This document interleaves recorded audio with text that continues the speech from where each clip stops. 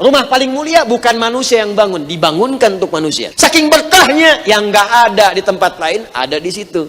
Di mana cara berpikirnya tempat tandus, air susah. Gelisah-gelisahnya Anda banyak masalah. Depan Ka'bah itu bisa luluh, hilang aja. Gak percaya silahkan. Tiba-tiba menangis aja. Ya Allah. Baik, buka Al-Baqarah ayat 2, ayat 127. Paling kiri sebelah atas. Wa idh yarfa'u Ibrahimul qawa'id minal bait wa Ismail. Ketika Ibrahim alaihissalam dan Ismail alaihissalam diperintahkan keduanya untuk meninggikan kembali pondasi Ka'bah yang hancur di masa Nabi Nuh terkena banjir. Setelah selesai itu berdoa di samping Ka'bah. Apa doanya? Langsung pindah ke ayat 129. Ini di antara doanya. Perhatikan doanya. Rabbana wab'ats fihim rasulam minhum yatlu alaihim ayatika wa yu'allimuhumul kitaba wal hikmah wa yuzakkihim innaka antal azizul hakim. Ya Allah, berdoa di samping Ka'bah, mohon utus nanti seorang rasul ya Allah, rasul yang paling mulia yang bertugas di bumi. Karena dia mulia ya Allah, karena yang paling mulia, maka lahirkan dia di tempat yang paling mulia di kalangan masyarakat ini nanti. Nggak ada tempat paling mulia di muka bumi kecuali Ka'bah al-Musyarrafah yang disebutkan diberkahi. Wilayah sekitarnya berkah. Quran surah ke 3 ayat 96 sampai 97 tadi. Inna awwala baitin wudi'a lin-nasi lalladzi bi Bakkah mubaraka. Sungguh rumah pertama yang dibangunkan untuk manusia, karena rumah ini paling mulia. Rumah paling mulia bukan manusia yang bangun, dibangunkan untuk manusia. Tempatnya di mana? Di tempat yang diberkahi, Bakkah, Makkah yang diberkahi. Saking berkahnya yang nggak ada di tempat lain, ada di situ. Di mana cara berpikirnya tempat tandus, air susah. Quran surah 14 ayat 37. Biwadin ghairi dzi zar'in inda baitikal muharram. Ini di sisi Ka'bah yang mulia ya Allah. Aku tempatkan keturunanku Ismail, aku bawa ke sini, air pun nggak aku temukan, tandus. Dari mana cara berpikirnya tempat tandus? Apel ada, mangga ada, pisang ada, kolak ada, kolak kurma muncul, bajigur ada, betul, ada betulan. Ya, Insya Allah yang belum pernah ke Mekah, saya doakan Insya Allah ya cepat berangkat umrah ya. Dan tidak cukup dengan amin, nabung, susun rencana, siapkan. Ada. Diberkahi itu janji Allah di Quran surah kedua ayat 125 ayat 126. Ya, 126-nya itu diberikan buah-buahan macam-macam, ada semua. 125-nya setiap masuk ke situ hati langsung tenang. Wa idz ja'alnal baita matsabatan lin-nasi wa amna. Ketika kami tetapkan Ka'bah ini akan menjadi tempat pusat bagi manusia dan tempat yang menenteramkan. Jadi gelisah-gelisahnya Anda banyak masalah, depan Ka'bah itu bisa luluh, hilang aja. Gak percaya silahkan. Tiba-tiba menangis aja. Ya Allah, ya Allah, ampuni saya ya Allah, hilang aja. Ya Allah, mungkin masalah ini datang karena dosa saya ya Allah. Tenang, walaupun solusi belum datang, seketika ketenangan itu muncul.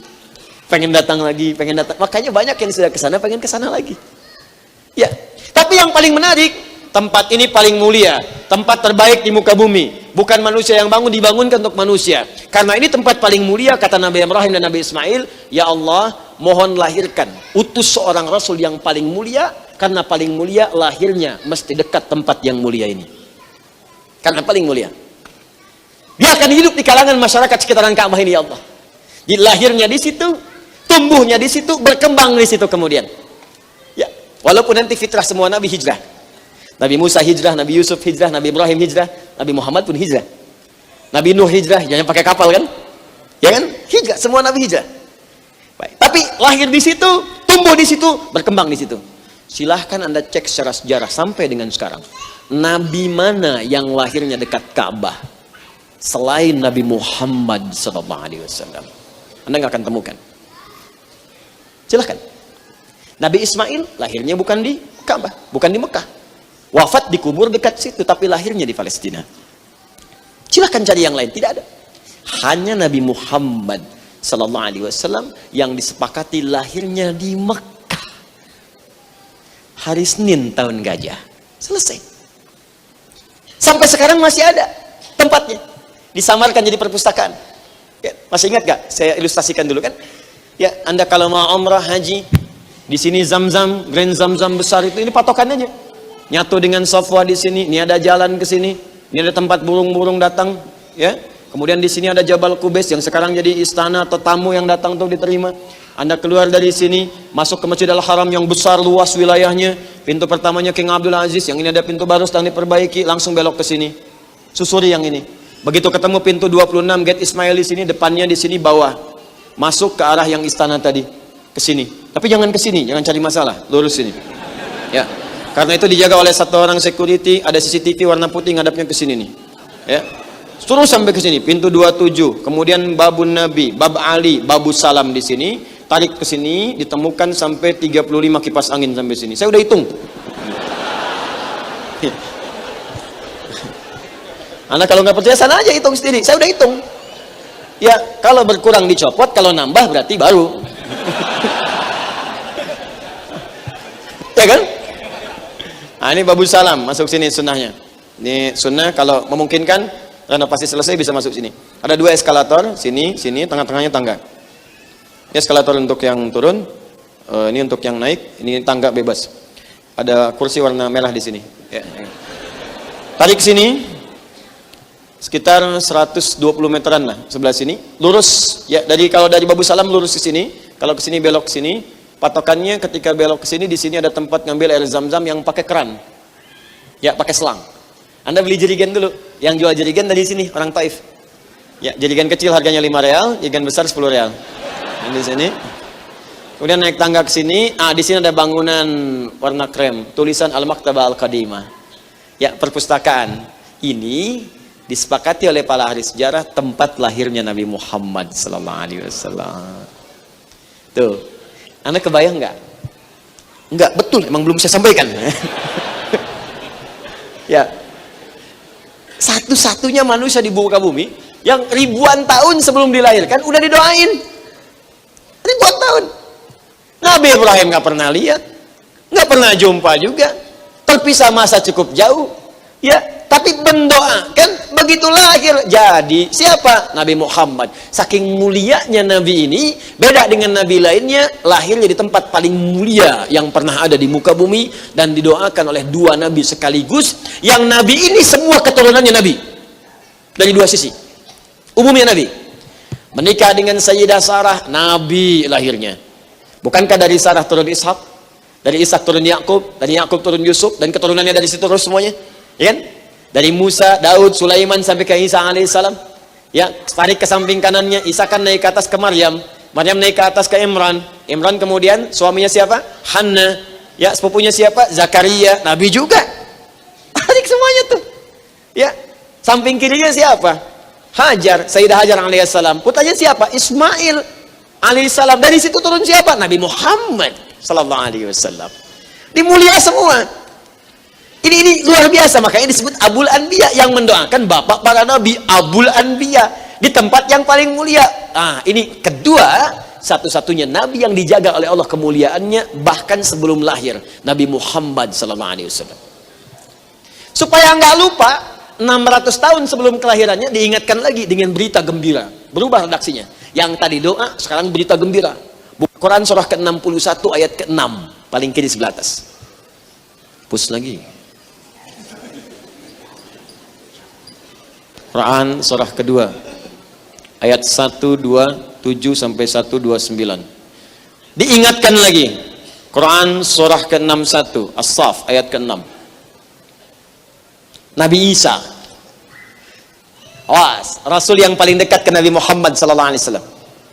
600 tahun sebelum lahirnya.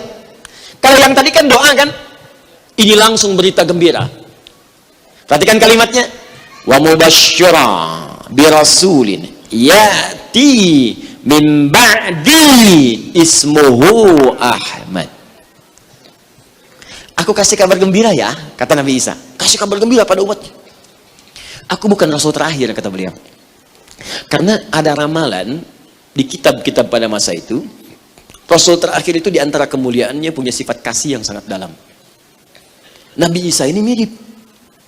Karena periodenya sebelum ke Nabi Muhammad, ada sebagian sifat Nabi Muhammad melekat pada Nabi Isa. Sifat kasih. Ajarannya kasih, sayang. Isa, Mesiah, Yesus, Al-Masih, Nabi. Nabi manusia. Baik. Yang paling menarik, itu ajaran kasihnya tinggi. Saya sering katakan pernah lewat beliau dengan murid-muridnya. Kemudian di jalan, di dekat sungai itu, di sungai itu ada bangkai binatang yang sudah membusuk. Saya tidak bosan menyampaikan ini. Kata muridnya berkata, guru itu bau sekali bangkai ini. Tutup hidungnya. Kata Nabi Isa, perhatikan putih dan bersih giginya.